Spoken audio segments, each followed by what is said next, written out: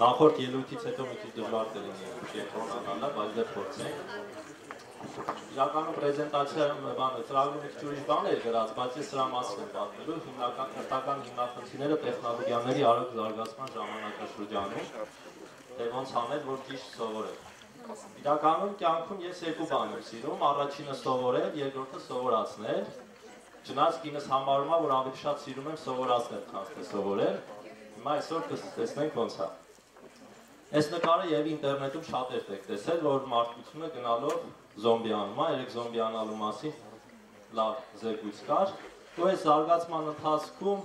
երևի առաջինից մինչև 5-րդը տեղի ունեցել առանց մտածելու, իսկ 5-րդից հետո մի տեսակ այս արարածը սկսել է մտածել։ Ու ինչ ա եղել դրա արդյունքում։ Սկսել է սովորել։ Սովորելու արդյունքում գիտելիքը շատանում է ու հարկ առաջանում այդ գիտելիքը ճիշտ մեկնաբանել եւ այդ ամեն ինչի մասին կարողանալ հետևություններ անել։ Դրա համար որ նայում ենք պատմությունը, մեր թվարկությունից առաջ 7-րդ դարից մինչև 10-րդ դարը համարյա բան չի փոխվել։ Ուղղակի մարդիկ թուր են հորինել, կրակ ստանալու ձև են գտել մի երկու ձև կռիվների համար ու տենց մանր-մունր զարգացումներ են տեղ ունեցել, բայց դրանից հետո գնալով կտրուկ ավելի արագ ամեն ինչը տեղ ունենում, որտեղ մարդը սովորում է դեդուկցիային, այսինքն տրամաբանական դատողություններ անելը դառնում է ոչ թե մի երկու հանճարի ընդունակություն, ասենք Արքիմեդի կամ Արիստոտելի, այլ համատարած երևույթ։ Եկեք օրինակներ նայենք, երբ որ օրինակ պատկերացրեք 18-րդ դարում մի հատ շվեյցարացի, որը ժամացույցի արհեստանոց ունի, ինքը ինչ անում, երբ որ երեխա ունեցավ, առաջին էր տղան, ասում է հենց այս տղայի ժամացույց սարքել կսովորացնեմ, ինքը սաղ կյանքը կապրի։ Ու տենց 18-րդ դարում, 19-րդ դարում, 20-րդ դարի սկզբում ամեն ինչը տենց էր, մինչև եկավ 20-րդ դարի երկրորդ կեսը, երբ որ տեխնոլոգիաները սկսեցին ավելի արագ զարգանալ։ Պատկերացրեք օրինակ ձեր հարևանին, որը հեռուստացույց սարքող էր, լամպովի հեռուստացույցներ էր սարքում, բայց երբ որ անկախացան 1990-ականների երկրորդ կեսը եկավ, այդ լամպովի հեռուստացույցները վերացան։ Ու հարկ առաջացավ սովորել այս նոր տիպի հեռուստացույցները սարքել են, Philips հեռուստացույցները որ կային, դրանք լրիվ ուրիշ տեխնոլոգիաներով էին ու եթե մարդը ուզում աշխատի, պետք է սովորի այդ ամեն ինչը, որտեղ էլ հին հեռուստացույց ունեցող չկա։ Նույն ձևի հայտնվեցին հարթուղթները ու մնացած բոլոր տեխնիկաները։ Բայց մի քիչ ավելի ժամանակ առաջ գնաց ու ծրագրավորողների մեջ պատկերացրեք Flash ծրագրավորողների, եթե ձեր մեջ կան, ապա քշեք 2000-ականների վերջերին Adobe հայտարարեց, որ Flash-ը շրջանառությունից դուրս է գալու, այդ ծրագրավորման լեզուն արդեն կես տարի հետո ոչ մեկին պետք չէր։ Ստիպված այդ մարդիկ ստրեսի մեջ ընկան, որոշեց մտածին ինչ սովորեն ու մի մասը JavaScript սկսեց սովորել, մի մասը C# Java ու տենց տարբեր լեզուներ սովորեցին, սկսեցին առաջ գնալ։ Բայց լես էլ ապար։ Գոյություն ունեն մի քիչ ավելի արագ փոփոխվող բնագավառներ, օրինակ պլաստիկ վիրաբուժությունը նայենք, եթե պլաստիկ վիրաբույժը 2 տարի մեկ չգնա վերապատրաստման, ինքը 5 տարի հետո ոչ մի այցելու չի ունենա, որովհետև այդ սարքերը բաներ ամեն ինչ այնքան արագ են զարգանում, որ հերիքա մի հատ փսփսուկ, որ այն կողքի հիվանդանոցի բժիշկը Իտալիայում 6 տարի սովորել է, ես ինչ նյութովն են ծանի, որ ասին թեկուզ ատամի պլոմբը դնելուց քո ցավը մի քիչ ա լինում, արդեն վերջ, այդ մարդու մոտ համարյա մարդ չի գնում։ Էլ չասած վիրաբուժության մեջ, որտեղ ավելի քիչ են հաճախորդները։ Ու ինչ ա տեղ ունենում։ Մենք երբ որ դպրոցում, համալսարանում մեր երեխաներին սովորացնում ենք ինչ-որ բան, մենք չգիտենք այդ իրան պետք է գալու թե չէ։ Օրինակ, սովորացնում են ռադիոֆիզիկայի ֆակուլտետում սխեմատեխնիկա, բայց արդյոք 15 տարի հետո սխեմա լինելու է աշխարհում։ Կարող է չի լինելու։ Այսինքն ինչ կարիք կա երեխային դա սովորացնել։ Բայց մյուս կողմից կարող է լինելու է։ Էդի որ չսովորացնենք ուրիշ ինչ պետք է սովորացնենք։ Ու տես լիքը հարցեր են առաջ գալիս, որոնք ճիշտ կանխատեսելն ու ճիշտ բանանելը, ուղղություն վերցնելը զարգացման, ապահովելի է հետագայում հաջողությունները։ Օրինակ հիմա պաշտոնական վիճակագրություն ներկայացնեմ, թե 15 տարի հետո որ մասնագիտությունները համարվելու են մեխանիկական միջոցով, այսինքն մարդը չի մասնակցելու։ Պարզվում է, որ աշխարհի հաշվապահության 98%-ը կատարելու է համակարգի միջոցով։ Այսինքն մարդկային միջամտություն լինելու է աշխարհի հաշվապահության 2%-ի մեջ։ Հիմա դա 90%-ից ավել է։ Համակարգերը ընդհանրապես թվաբանություն են կատարում, ավել բան առանձնապես չեն կատարում։ Ռեստորանի խոհարար, ինչքան էլ տարօրինակ թվա, խոհարարական գործի 96%-ը խոհարարը չի անելու։ Այսինքն ռեստորաններում մի 15 տարի հետո լինելու են դարակներում շարած մրգերը, երբ որ պատվերը գալիս են, որում օֆիցիանտն հաջորդ տողնա մատուցողը։ Մատուցողն էլ 94% է լինելու։ Դուք ավտոմատ սեղանի մոտ նստած պատվերը կատարում եք, այնտեղ հրահանգը գնում է, ինչ որ ռոբոտներ գնում են, այդ բանը ինգրեդիենտները հավաքում են, դնում են վառարանի մեջ, վառարանի մեջ դնում եփում է, դուրս է գալիս ու մատուցվում է։ Կհարցնեք, բա այն 4% իմաստը որն, այդ 4%-ն էլ մարդիկ են, որոնք խոհարաններ, որոնք հնարում են նոր սննդատեսակներ, որտեղ ասենք համակարգը ինչքան էլ բան լինի, խելոք լինի, մեկը ինքը համի զգացողություն դժվար թե ունենա, հետևաբար խոհարարի կարիք էլի լինելու է, որ մտածելով ինչ որ ռեցեպտներ հորինի։ Փոստատար 95% իմ համար անհասկանալի է, բան 5%-ը ինչ անելու, որտեղ փոստատարության ավտոմատացումը բավականաչափ հեշտ պետք է լինի։ Օրինակ հիմա Amazon-ը շատ մեծ ներդրումներ է կատարում, որպեսզի արհեստական ինտելեկտի միջոցով կարողանա ավտոմատացնի իր առաքման համակարգը։ Այսինքն, եթե հիմա դուք on-line պատվեր եք անում, այնտեղ աշխատողը պահեստից վերցնում է ու ուղարկում է, հիմա իրանք տեխնոլոգիաներ են մտածում, որ այդ ամեն ինչը կատարվի դրոնների միջոցով, այսինքն բանը ռոբոտը գալիս է, հավաքում է, արխի մեջ են դնում, ինքը վերցնում է, թռնում է, գնում է, հասցեի մոտ դնում է, դուրը դուք տալը չգիտեմ էդի ոնց են կազմակերպում ու բան է գալիս, վերադառնում է տուն։ Մատուցող ասեցին, պարզում է, որ հացթուխներն էլ են ավտոմատացվելու, այսինքն հացը թխվելու է, գործի 89%-ը բանը համակարգի միջոցով, այսինքն մարդկային գործոնը նվազելու է մինչև 11%։ Գրադարանավարը իմ համար շատ տարօրինակ թիվ էր 65%։ Թվում է թե գրադարանի գիրք տալը բավականաչափ հեշտ է ավտոմատացնել, որտեղ գրքերը շարած են, մարդը պատվերը տալիս է, մնում է վերցնում բերի։ Երևի ենթադրում եմ սա նրա հետ է կապված, որ խորհուրդ տա, թե ինչ գիրք ընթերցեն։ Միգուցե դրա հետ է կապված։ Ահա, համակարգչային ծրագրավորողը։ Պարզում է ծրագրավորման աշխատանքի 48%-ը նույնպես ավտոմատացվելու է։ Այդտեղ այնա որ ոչ ինտելեկտուալ մասը, որը բոլորը անընդհատ կրկնում են կավտոմատացվի, իսկ մնացածը все-таки մարդու մանը կլինի, մաթեմատիկոս է։ Ես մասնագիտությամբ մաթեմատիկոս եմ, դրա համար շատ ուրախ եմ, որ ընդհանրապես մեր աշխատանքի 5%-ն է ավտոմատացվելու, հետևաբար ես դժվար թե գործազուրկ դառնամ։ Բազային ադմինիստրատորը ավելի քիչ, որտեղ այդտեղ կապերը շատ են, այնտեղ հեշտ գործ չկա, մաթեմատիկայում եթե հեշտ գործ կա, որը կարելի ավտոմատացնել, բազաները մի քիչ գնալով բարդանալու են, հատկապես որ big data-ներն են ի հայտ գալիս ու դրանց հետ կապված լիքը բարդ հարցեր կան։ Սա առաջին խնդիրն է, որ կրթության առջև գալիս է, ու սա գրաֆիկն օրինակ թե մարդկությունը որ դարում մոտավորապես քանի կյանքը փոխող հայտնագործություն է կատարել։ Եթե նայեք 10-ից մինչև 12-րդ դարերը, դրանք շատ քիչ են, մի երկու, ասենք անիվ են հորինել կամ ասենք կրակ ստանալու լավ ձև են գտել, տենց բաներ են, բայց հետո 14-րդ դարից սկսած արդեն դրանք մեծանում են ու վերջին 18-րդ, 19-րդ դարում դրանք շատ մեծ թվեր են, 20-րդ դարը վախենալու է պատկերացնել, թե ինչա լինելու։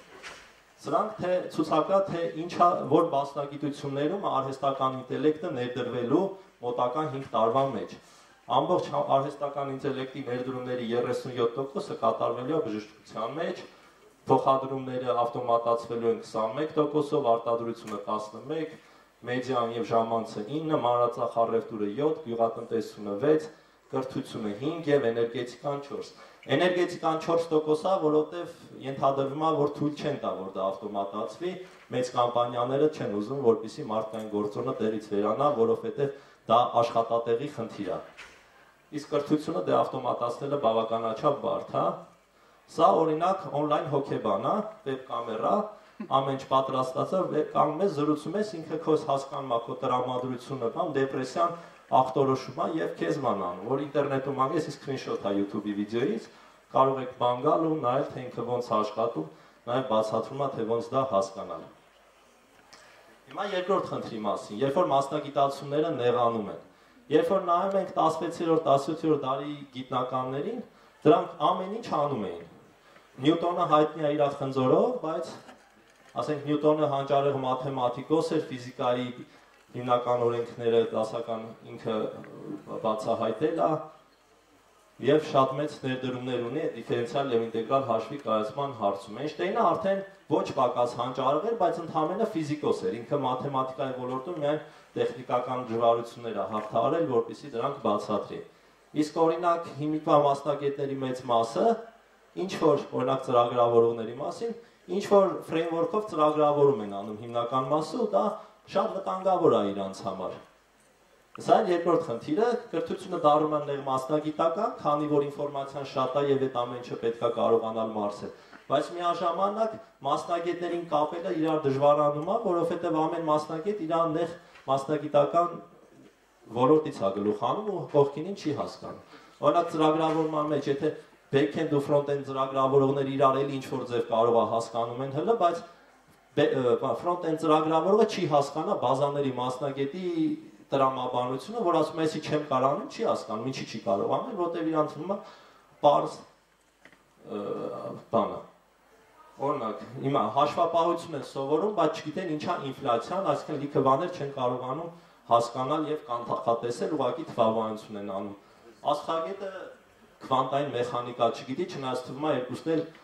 ֆիզիկայի ֆակուլտետում երկուսն էլ անցել է, պետքա որ ինչ-որ մակարդակի իմանա, բայց իրականում չգիտի։ Մեր ֆուտբոլային մակնաբանների մասին լռեմ, իրանք զարմանալի է, թե ինչ կրթություն ոնց են ստացել, որ չնայած լավերը կան մեջը։ Սա օրինակ բանը Coursera-ի վիդեոյի screenshot-ա, որը ես ու իմ ընկերը, որը Ամերիկայում է գտնվում, հիմա այդ կուրսը սովորելով, չամաչելը, որ ես 33 տարեկան եմ, ինքը 37 տարեկան է, երկուսով նստած, երեկոները մեկ-մեկ ուսումնասիրում ենք ու մեր նպատակն է մի հատ դրոն սարքել,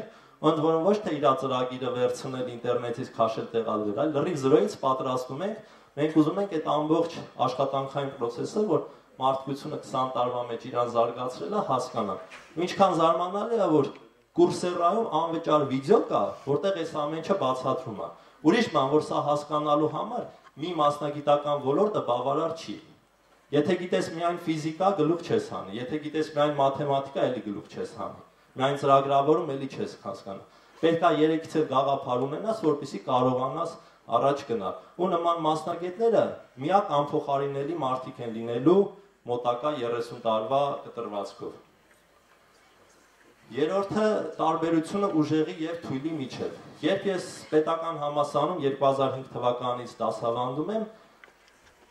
ես սիրում եմ շատ բան բացատրել երեխեքին, ասի սիրում եմ սովորացնել։ Բայց մի խնդրեմ կա, նրանք ի վիճակի չեն դրանք ընկալելով։ Ես սկսեցի կամաց-կամաց ներվայնանալ ու գնալով այդ չհասկանալու մասը շատանում էր ու որոշեցի իմ ազատ ժամանակը, որ ես համալսարանում տրամադրում էի սովորացնելու, փոխեմ դպրոցին։ Ու սկսեցի դպրոցում դաս տալ։ Գնացի ֆիզմատ դպրոց ու սկսեցի դաս տալ։ Ու ես հասկացա խնդրեմը ինչու՞մն է։ Մեր կրթական համակարգը դեգրադացվել է լրիվ,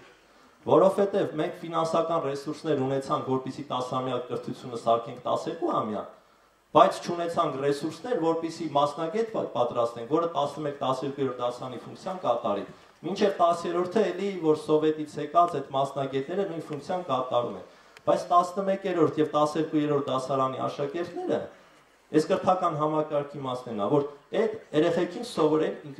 ինքնուրույն աշխատել։ Ու դա Հայաստանի դպրոցներում գրեթե իսպար բացակայում է,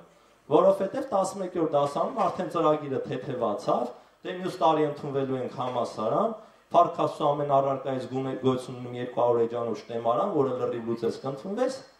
ու սկսում են այդ 2 տարին այդ անել։ Երբ որ իրանք համար պետք է ստեղծվեր առաջադրանք, ու իրանք այդ առաջադրանքը կատարելով զարգանային ու դառնային ինքնուրույն մարդ, որպեսզի ընդունվեին համալսարան, ու երբ որ դասախոսը գալիս է լեկցիան կարդում գնում, այս մարդը հասկանա, որ պետք է գնամ տուն, կարդամ, սովորեմ։ Բայց այդ իրան չեն սովորացնում, ինքը մեղք չունի։ Այս տարի ֆիզիկայի մաթեմատիկայի ֆակուլտետում որ դաս էի տալիս, 15 ուսանողանոց խումբ էր։ Ստեղ կա այդ երեխեքից։ Չէ, քեզ դաս չեմ տվել։ Դու երևի ուրիշ խմբից ես։ Այդ 15 հոգին էլ շատ լավ երեխեք են։ Դրանցից երկուսը միջազգային օլիմպիադային մասնակցել են, բայց մյուս 13-ը շատ լավն են, զգում եմ հաճույքով եկել են ֆակուլտետ։ բայց իրանք չգիտեն ինչա սովորել։ Մինչև իրանք սովորում են ինչա սովորել, դառնում են երկրորդ կուրսի վերջը, երբ որ արդեն զզվել են այդ ամեն ինչից, այդ ինտեգրալներից էլ, ածանցիալներից էլ ամեն ինչ էլ, ու չգիտեն ինչ անեն։ Ինտեգրալի մասին մի հատ անեկդոտ կա, պատմեմ, անցնենք առաջ։ Մաթեմատիկին ասում են ընկեր ջան, սաղ կյանքդ սովորել ես այդ մաթեմատիկան։ Գիտեք ինտեգրալի նշանը ոնց է։ Սենց բանը, այս տարի ծկած։ Ասում են կարող ինչ քեզ կյանքում ես մաթեմատիկան մի օր օգուտ տվել, ասում եմ ոնց օգուտ չտվել։ Այն օրը տան պարկետի մեջ կոճակ էր ընկել արանքը, ստեպլերից ինտեգրալ սարքեցի, քաշեցի, հանեցի։ Հիմա ոմանց համար այդ մակարդակի է մնում, ու իրանք մեղ չունեն։ Մեղավորը մեր կրթության ոլորտն է, որ այդ հարցը չի լուծել, որ մինչև 10-րդ դասարան սովորող երեխան առաջին կուրս ընդունվելուց պատրաստվի դրան այդ 2 տարվա մեջ։ Դրա փոխարեն հակառակն է տեղ ունենում։ Այդ 2 տարին իրանք սկսում են սենց բան էլի գնում են, ովքեր որ վստահ չեն ուժերին, փող են տալիս, որ իրանց ասի, այսօրը սրանից սա լուծի, հարց ունենաս կգաս կասեն։ Մինչդեռ դպրոցի դասատուն այդ հարցերին կարող պատասխանի։ Բայց չէ, պետքա մեկը, որ ասի դու սրանից էսի լուծի, հաջորդ օրը ստեղից էս լուծի։ Ու դրա համար ամիսը 30-ից 40,000 դրամ փող են տալիս։ Բայց դրա փոխարեն վերացնում են իրանց ինքնուրույն ստեղծագործելու ընդունակությունները։ Այս երեխաները Հայաստանի անցած տարվա լավագույն դպրոցականներն էին, են բացի մեջտեղինից ու հենց Արինից, դրանք դպրոցական չէ։ Մեկը ստեղ նստած էր ոնց որ Գրիգորը, ստեղ է,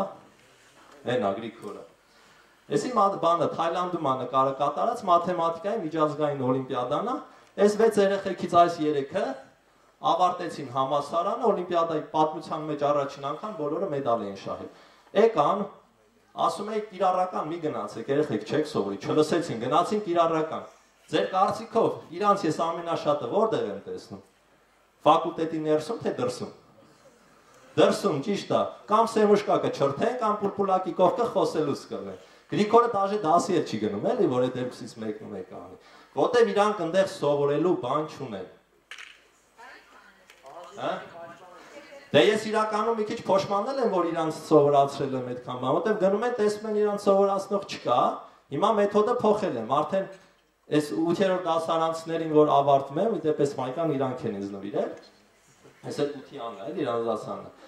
Բանը, ես իրանց սովորում եմ, իրանք իրանց առջև պահանջ դնեն եւ լուծեն։ Դա միակ ճանապարհն է, որ ընդունվեն համալսարան ու իրանց դասախոսը ոչ մի բան չտալու դեպքում իրանց առջև հարցեր դնեն ու այդ ոնց է ես ինձ հետաքրքրում է դրոնը ծրագրավորել, իսկ կիրառական ֆակուլտետ ընդունված 100 վաշ ուսանողներից ընդամենը 2-3-ին է ինչ որ բան հետաքրքրում։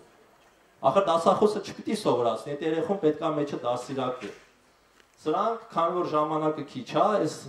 հաջորդ խնդիրներն են, որոնք խանգարում են, երբ որ կրթությունը մենք բաժանում ենք ֆիզիկա, մաթեմատիկա, քիմիա, կենսաբանություն,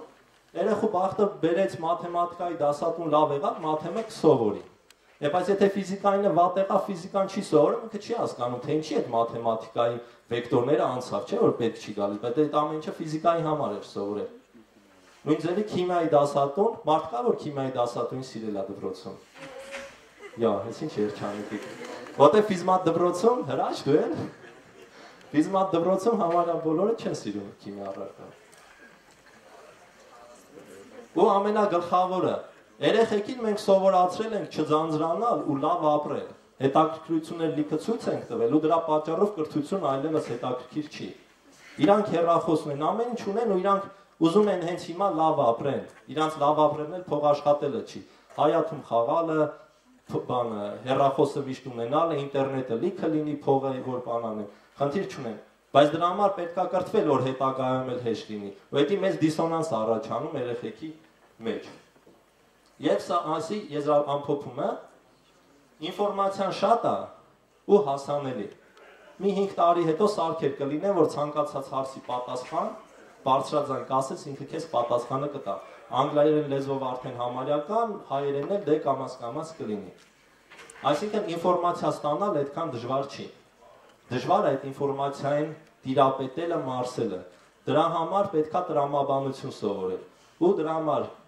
ձեր երեխաներին բոլորին սովորացրեք տրամաբանել։ Ինֆորմացիա ստանալը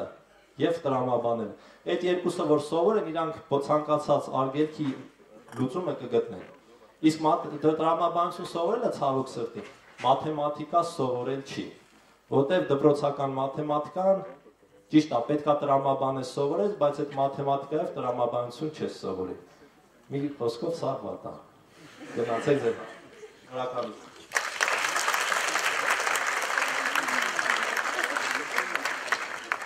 Եթե հարցեր ունեք, մի քանի հարցի նստումը կհասցնենք։ Իվարդան։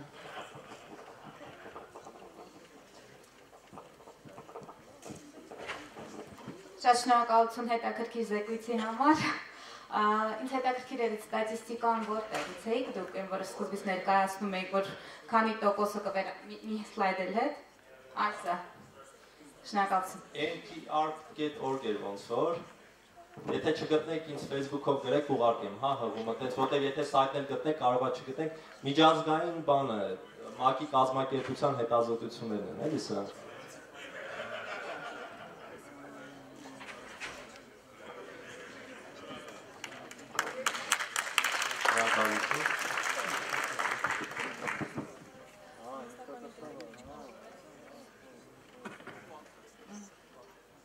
Եվս մեկ հարց, սմբատիստ ինչ-որ գրքեր կա տրամաբանության հատուկ, որ երեխեքը դրանով զբաղվեն։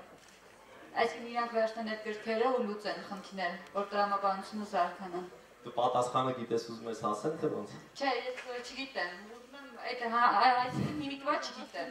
այս ժամանակվա։ Դե որ հարցը դրան եկավ, ասեմ, ես մի հատ սայթ եմ սարքել, հենց քառակուսի կետեր եմ, որտեղ շաբաթը մեկ տրամաբանական խնդիրներ եմ տեղադրում, հիմնականում 4-ից 7-րդ դասարանցի աշակերտների համար, որտեղ իմ փորձը ցույց է տալիս, որ խնդրեմը սկսում է 5-րդ դասարանից, երբ որ ցածր դպրոցից, երբ որ մի հատ դասղեկ ունի, երեխան շատ է սիրում ու բոլոր առարկաները իրանից սովորում է, անցնում է 5-րդ դասարան, այդտեղ արդեն դասատուն հետաքրքրված չի երեխային ռեալ սովորացնելով ու պլյուս գիրքներ բավականաչափ ծանր է, երեխեքը չեն մարսում ու սկսում են կամաց հետ ընկնել, դրա համար 4-ից 7-րդ դասարանցիների համար կա բացարձակ անվճար, կարող են մտնել նաև։ Հայերեն լեզվով չկա, անգլերեն, ռուսերեն, խնդրագրքեր շատ կան, բայց հենց տրամաբանական ուղղվածության սայթ կամ գիրք, տենց առանձին չկա։ Չենք հասցնի այդ ժամանակը։